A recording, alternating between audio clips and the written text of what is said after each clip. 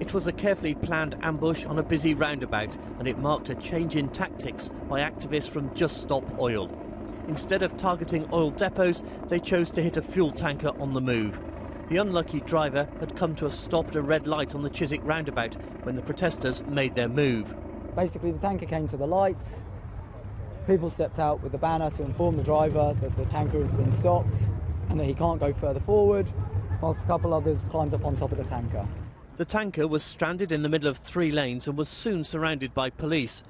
With part of the roundabout blocked, traffic on the approach roads, including the M4 and North Circular, began to back up. We're trying to go to Kew Gardens to the Hungry Caterpillar exhibition with my 2 sons in the back, and it's just a bit of a shame really that we're very late and it's kind of spoiling the day a little bit. A load of rubbish. I don't know why they're doing it.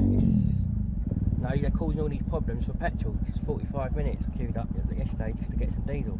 They've got a belief in something, fair play, they're not causing anyone any harm, are they? It's slowing us down, but what can we do? Well, we've come from Kent to do a job and we can't get to it, so our boss is not very happy. The 3 men and a woman used a mixture of super glue and metal locks to fix themselves to the top of the tanker. The activists have been sitting on top of the tanker for just over an hour now. The driver's still inside his cab, and the police have started their operation to remove the protesters.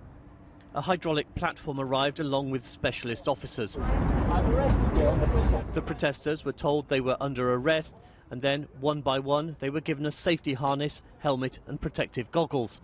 One by one they were rolled or dragged onto the cherry picker and carefully lowered to the ground. Then they were carried to the pavement and cautioned before being locked in the back of a van and taken away to a police station. Labour has called on ministers to use High Court injunctions to stop the protests. Nobody suggests that the climate crisis isn't a very important #1 priority, but this is not the way to solve that problem, and the government can't just wring its hands, do something about it. Activists from Just Stop Oil have been trying to disrupt petrol and diesel supplies since the start of the month. They want ministers to backtrack on plans to licence new projects to extract oil and gas, but the government says it won't tolerate guerrilla tactics. Today's action tied up police for 3 hours before the tanker was able to drive away. Simon Harris, ITV News, Chiswick.